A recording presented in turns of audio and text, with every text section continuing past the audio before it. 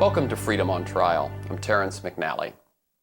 In an ideal world, we could walk into a grocery store where signs would inform us that omega-3 fatty acids can reduce the risk of heart attack, or that calcium can reduce cancer risk, or that glucosamine and chondroitin sulfate can reduce the symptoms of osteoarthritis.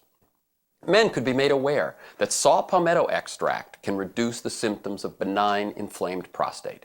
Yet, at the very point of sale, the Federal Food and Drug Administration stands as a roadblock to truth. Those who would be most motivated to inform the public of these studies, the manufacturers, distributors, and sellers of nutrients, have actually been banned by the FDA from doing so. These FDA policies, which may have been originally intended to protect the public, in fact violate the First Amendment, our guarantee of freedom of speech. Those who want our country's independence believe that the duty of government was to protect the freedom of people to make their own decisions, that free and open discussion was the best guarantee against the dissemination of false information. The Constitution was amended so that freedom of speech would be forever guaranteed and never could be abridged by government. A dedicated group of medical, scientific, and legal professionals, all advocates of free speech, have dedicated themselves to ending FDA censorship. In the Whitaker versus Thompson decision, the U.S. District Court ruled that the FDA could suppress a claim only if it was backed by little or no scientific evidence, and even then, only if the claim was misleading despite FDA disclaimers. The FDA continues to ban claims on the treatment effects of dietary supplements. Here now, Freedom on Trial presents some of the key figures in this ongoing battle for freedom of speech. Those who have given tirelessly of their own time and money, courageously fighting to end FDA censorship and force them to comply with the First Amendment. They've won 4 landmark cases against the agency, but much remains to be done.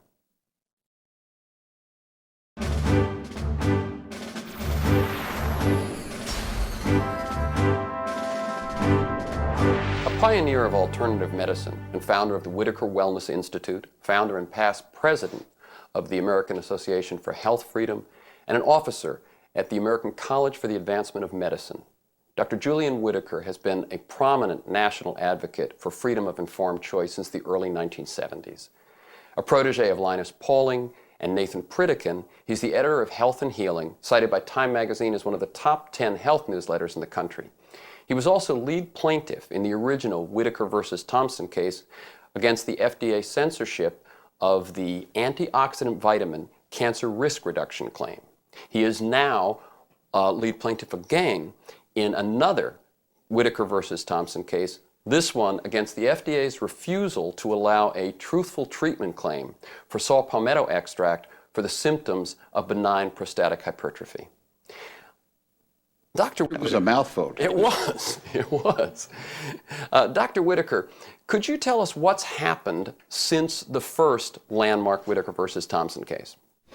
Well, let's go back another 10 years, because this is based upon the Pearson-Shalala. Back in the late 80s and early 90s, the FDA censorship of truthful claims for vitamins and minerals was so rigid and severe that not only did they not have claims on the bottles, but there were regulations whereas books or even scientific articles had to be yards away from the purchased area. So we have come a tremendous distance when it comes to allowing truthful claims on vitamins and minerals, which I don't think most people realize. Vitamins and minerals, even today, are one of the few consumer products that doesn't tell you anything on the bottle as to what it's supposed to do. It will tell you what's in it. It will tell you how to use it, how often to take it, but it doesn't give you any information to speak of on what it's supposed to do. This censorship of the vitamins and minerals has been eroded away substantially by the legal prongs, which are now 12, 13 years old. Do these same restrictions make it difficult for them to list contraindications and drug interactions on bottles? No. I think the essence of the problem revolves around the fact that nutrients cannot be patented, yet nutrients can have a substantial health benefit. but because of their lack of patent, they're not part of the pharmaceutical industry. Now, the pharmaceutical industry is virtually 10 times the size of the nutrient industry, but nutrients could and should compete with pharmaceuticals for health care and for disease treatment. But they can't because people cannot get the information as to how to use them. So I think freedom is something that is absolutely required, particularly freedom of speech, for a culture to continue to advance and unfold. We have a vigorous protection of speech precedent, yet you can't tell the truth about the quality or how vitamins and minerals can improve your health. If you get truthful information about entities that are available to purchase, then you enter in a competitive marketplace, and the competitive marketplace is always best served by more information, not less. It was clearly known in the mid-'80s that supplemental folic acid, that's folic acid taken in a vitamin pill, not in food, in a vitamin pill, would substantially reduce the likelihood of women having a child with neural tube defects. As a matter of fact, the Public Health Department stated that use of folic acid would be comparable in its value to our society as the Salk vaccine, considering the frequency of this tragedy and the level at which you could prevent it with folic acid.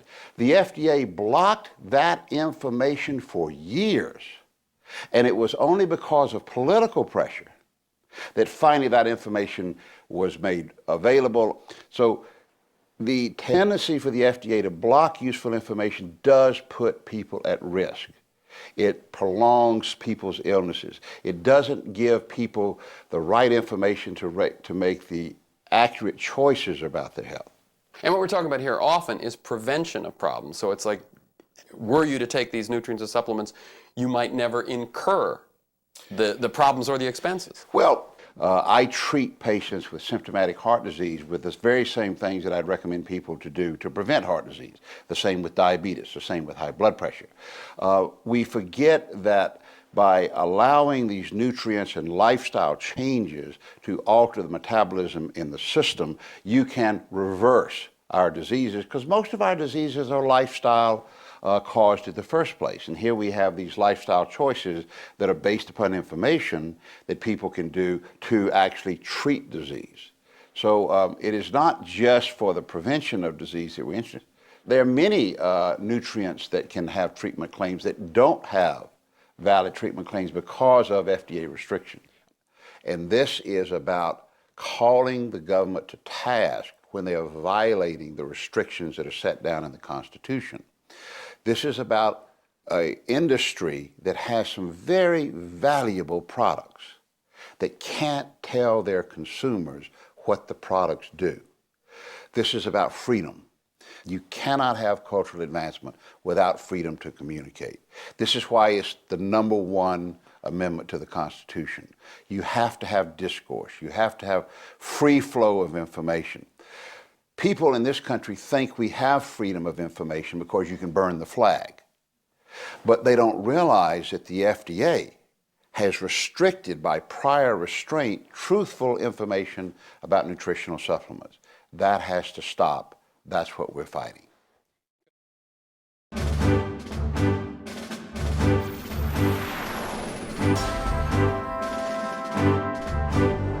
The lawyer who successfully argued the Pearson and Whitaker cases is also here with us. A constitutional and administrative lawyer, Jonathan Emord carries the unique distinction of being the only attorney to defeat the FDA on First Amendment grounds 4 consecutive times in federal court. He's been representing Pearson, Shaw, Whitaker, and the other plaintiffs in their fights against the FDA since 1993. Jonathan, could you tell us a bit about the history and the significance of these landmark legal cases? This is all about freedom. This is about the basic freedom that we all have, the freedom to communicate nutrient disease information about foods and nutrients in foods. It's important for people to understand this information because it enables them to make informed choices in the market and to help their health and improve their longevity. But the government has been in the business of suppressing this information, censoring it, and has done it since 1999, since before that, since actually for the last 70 years. But in 1999, in the Pearson versus Shalala case, the government was told that it could not suppress this information, that it was protected by the First Amendment. So this battle is a battle about freedom, and it's a battle about freedom of speech and protecting the ability of people to receive accurate information about how nutrients affect disease. Now there's another case pending, Whitaker 2 we call it, Whitaker versus Thompson, in which the court is being asked to determine whether the nutrient can make a treatment claim, whether there can be a treatment claim about how a nutrient affects a disease. The FDA is again in the business of censoring the information, and yet this is again the most basic of information. In this case it's saw palmetto. The question is, does saw palmetto reduce the symptoms of BPH? And the science is overwhelming that it does. Yet, unfortunately, the Food and Drug Administration is in the business of censoring this. And so here we are again fighting for freedom again. But this is a historic struggle because it is the battle for people's civil rights against a government that is rapacious, interested in taking those rights from the people for political reasons, to protect interests that are adverse to the interests of freedom of speech. And that's why we're in this fight. A question that I have is, what is the law under which the FDA feels that they can do this? Well, it's all bureaucratic. You know, we start from the premise of the First Amendment, that people are entitled to receive accurate and truthful information, that people are entitled to communicate that information. The government starts from a different premise. It starts from the premise that information can be dangerous, that information, if allowed to be disseminated, even if true, can cause people to take actions that may not be in their own best interests. But our First Amendment starts from the presumption that information that is true may not be suppressed under any circumstances, and the First Amendment trusts in the individual to make the determination what is in his or her own best interest. So what we're talking about here is actually truthful claims backed by science? Yes, there's an overwhelming amount of science supporting these claims. They've been vetted thoroughly by the FDA. In most instances, the FDA really isn't engaging the science, really isn't attacking the integrity of the science. They're simply saying in the first Pearson case that we demand near conclusive proof, which is almost impossible in an area of nutrition, almost impossible in any area of science. Yet conclusive truth is not the First Amendment test of what may be communicated. Accurate information may be communicated even if it is not conclusively proven true. And so it was that the court agreed with us in Pearson versus Shalala and determined that the FDA did censor truthful and accurate information, and that the resort, proper constitutional resort for the FDA, is not to censor speech that's true, not to prevent people from having access to truth, but to rely on a disclaimer to accurately characterize the level or degree or quality of support for it. Well, now FDA, having lost that fight, is on to the business of censoring information that pertains to how a nutrient affects a disease more directly. The question is, can the FDA get away with censoring a claim about how a nutrient treats a disease? And here the FDA, once again, without the benefit of science, is taking a knee-jerk position of preventing the information on the real basis that they don't trust the American citizen in using the information. They think that people will harm themselves if fully informed. And this is antithetical to the core values of our First Amendment. Now, it's my understanding that the Deshay law, passed I believe in '94, the idea that many people have is that that made this break between pharmaceuticals and nutrients, and one could make treatment of disease claims and one couldn't. Obviously, the courts have disagreed with that. How is that law affected by these court decisions? Well, it was actually the Nutrition Labeling and Education Act that created a provision that said that health claims could be made for dietary supplements. They carved out an exception from the definition of a drug to allow supplements to make health claims, and health claims were described as any relationship between a nutrient and a disease. FDA has tried to circumscribe that definition, to limit it to only prevention claims. At first they tried to ignore the existence of the provision and to allow no claims, but Pearson destroyed that effort on the part of the agency with the hammer of the First Amendment. And now we're in the situation where they're saying, okay, we have to make prevention claims, but we're not going to allow you to say that a food treats a disease, that water can treat dehydration. That would be illegal. Or that prune juice can treat chronic constipation. That too would be illegal. Even though these things are undoubtedly true, you can't say them. And in the case of saw palmetto, it's no big secret that saw palmetto can reduce the symptoms of BPH. There are millions and millions of men around the country, many of whom get it from their doctors, who are taking this and experiencing these physiological benefits. Yet you cannot lawfully say that in the marketplace. I mean, we have to open the marketplace to truth, and the government is in the business of preventing that from happening. So as long as there is a need for information to be communicated about these things, we will be there fighting for it, because it is not a battle that we're going to give up. It's not an opportunity we're going to let pass by. We live in this generation. We want to see these changes now, and we're going to do the best we possibly can in achieving these objectives. No matter how long it takes, we'll be there to fight this battle.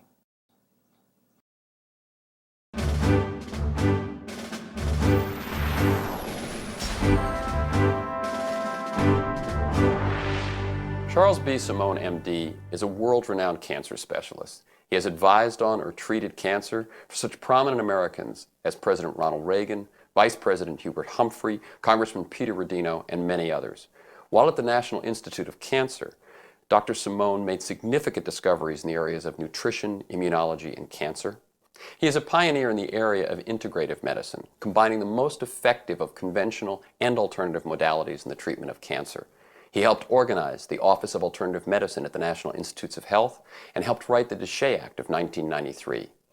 A strong advocate of the freedom of informed choice, Dr. Simone has testified repeatedly before Senate and the House in areas of health, FDA reform, and alternative medicine. Dr. Simone, why are the Whitaker and Pearson cases so significant to the scientific community and the general public? Because once we can give information to people, we can actually prevent diseases from ever happening and thereby not even have to treat them. For instance, 2 of every 5 Americans in our country will develop cancer. 2 of every 5 will develop heart disease. The good news is that only 7% of these cases are genetically related. So that means that nutritional factors, smoking, alcohol, things like that, are the ones behind all these illnesses. 60% of all women's cancers, 40% of all men's cancers, and 75% of all heart disease is related to nutritional factors. This is a big thing. This is good news. We can prevent cancer. We can prevent heart disease.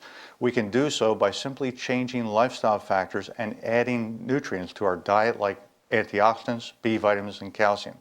The problem is 50% of our population have 1, 2, and usually 3 marginal deficiencies of vitamins. In addition, there are groups of people in our nation that have deficiencies of nutrients simply based on what they are. Alcohol drinkers, 3 glasses a week. People who are on diets, teenagers, elderly people, people who are constantly watching other issues like osteoporosis, things like that. So we need to find out ways of informing them properly and bringing in nutrients.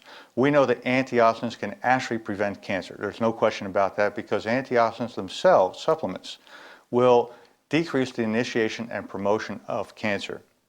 How do we know that? Well, there's a huge database for this. Let me give you one example of one major study.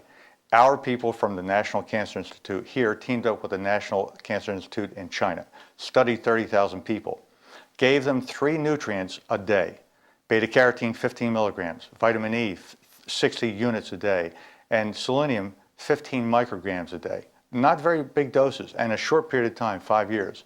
And the results were astounding. After 5 years, there was a decrease in mortality in general by 9%. There was a decrease in risk of cancer by 15%, and there was also a reduction in cataracts and stroke. Now, what about the person with cancer? What can we do about that person? Well, we can actually decrease side effects of chemotherapy, radiation therapy, increase the response rate, and increase lifespan in patients who take antioxidants with their treatments. Astounding information. We know that antioxidants can actually help cancer patients a great deal. For instance, 9,000 patients were studied. 6,500 patients had an increase in lifespan. All 9,000 had a decrease in side effects from chemotherapy, radiation therapy, and there was a higher response rate to boot. So antioxidant supplementation needs to be used in cancer patients. So are there other conditions for which antioxidants have that kind of value? tremendous information. We know that antioxidant supplementation today can decrease the risk of angina, hypertension, cancer, cataracts, many of the neurological diseases like Lou Gehrig's disease, Alzheimer's. We also know that antioxidant supplementation can increase IQs in kids 5 to 10 years old. We can also increase the memory and decrease aggressive behavior in children who are aggressive bullies. Dramatic. If we can properly give information to the American public or citizens across the nation, we can actually decrease the risk of diseases, extend life for people who do have problems, and also the quality of life. Freedom of information is critical. Dollars saved in prevention is going to outweigh anything about freedom inhibition. Dr. Simone, if you could sum up for the audience the key message that you have to give. If we can properly disseminate information to people, we can prevent cancer, we can prevent heart disease, many other illnesses. We can extend the life of people with illnesses and improve their quality of life. And at the same time, decrease the healthcare dollars that are being spent wasted today.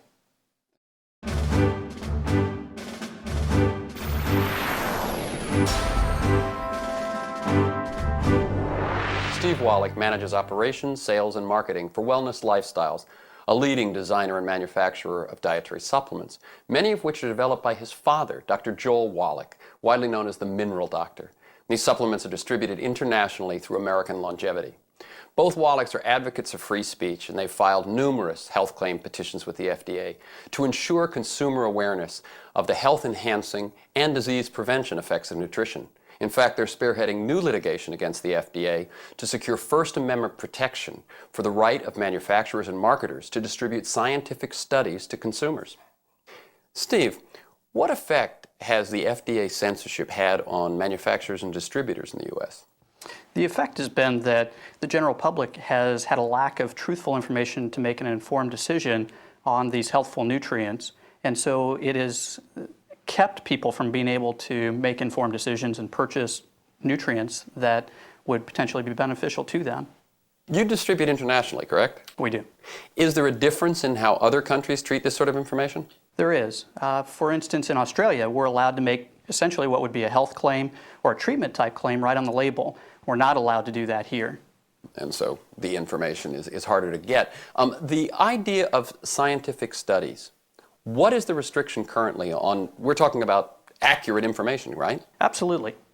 Essentially, the restrictions now per DSHEA through the FDA, we're not allowed to disseminate even scientific studies or literature that we know to be truthful in conjunction with the sale of dietary supplements. So Steve, as a manufacturer and distributor, what is the key thing you feel needs to happen? The key thing that needs to happen is this information, this truthful information, needs to get to the consumer. It needs to get to the general public so they can make an informed decision to better their health. In other countries, we're able to make this information available to the general public that we're not allowed to make here. And this information in the freest country in the world needs to be available to the general public.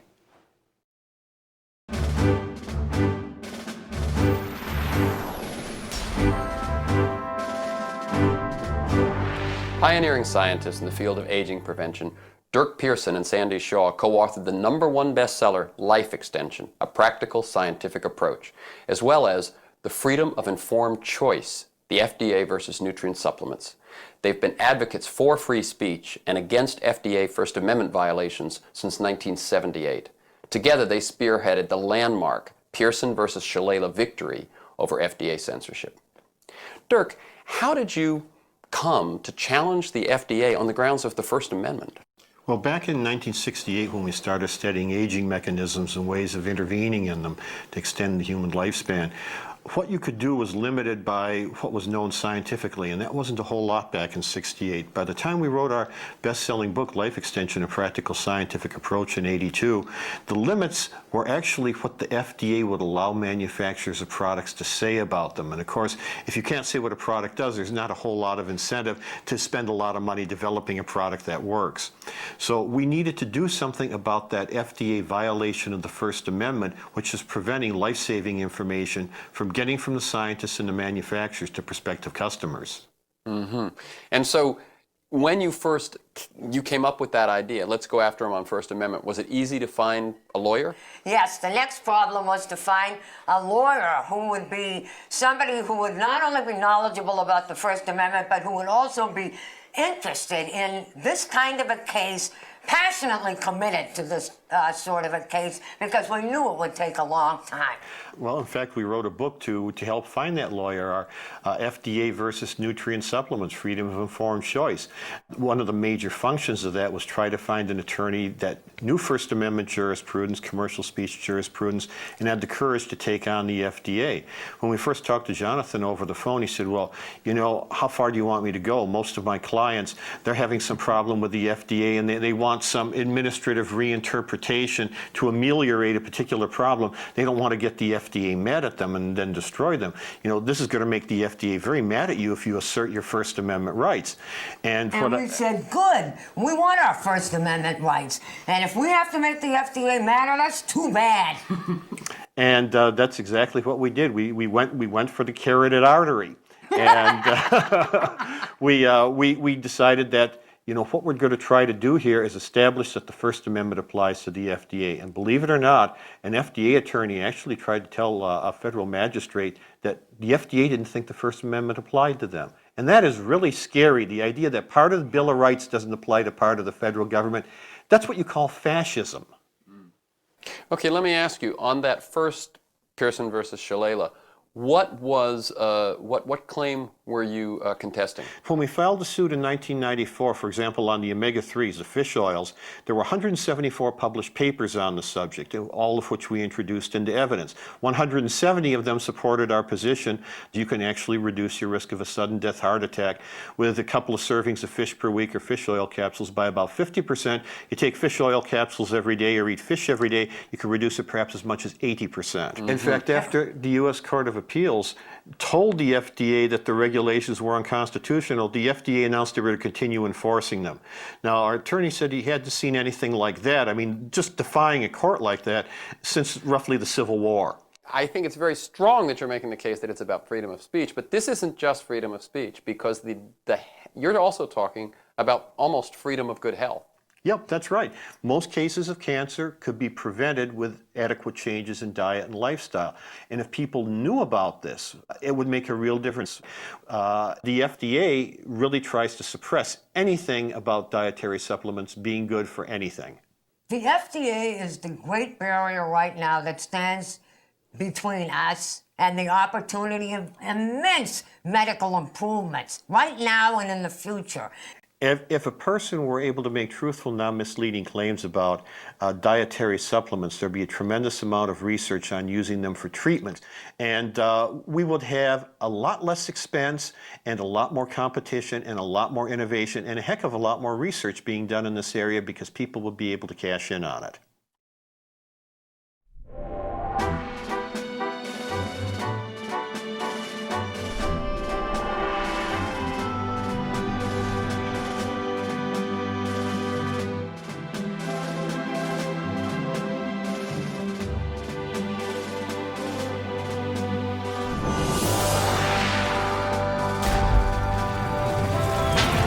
And this is about calling the government to task when they are violating the restrictions that are set down in the Constitution.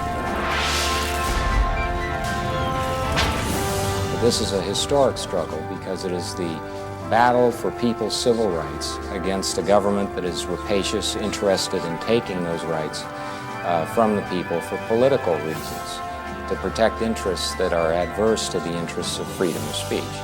And that's why we're in this fight. Once we can give information to people, we can actually prevent diseases from ever happening and thereby not even have to treat them. The key thing that needs to happen is this information, this truthful information, needs to get to the consumer. It needs to get to the general public so they can make an informed decision to better their health. You know, this is going to make the FDA very mad at you if you assert your First Amendment rights. And we said, good, we want our First Amendment rights. And if we have to make the FDA mad at us, too bad. I'm standing today in the nation's capital, just a few short blocks away from the Supreme Court. To date, FDA has refused to abide by the lower federal court's decisions, stating that FDA's actions violate First Amendment rights. And so we have sued and will continue to sue. Slowly but surely, FDA's regime of suppression is crumbling. However, it's a large agency and has very strong allies in the drug companies and in public interest groups. But I know our firm and I know our clients. We are here for the long run. We will never stop fighting to protect our First Amendment rights.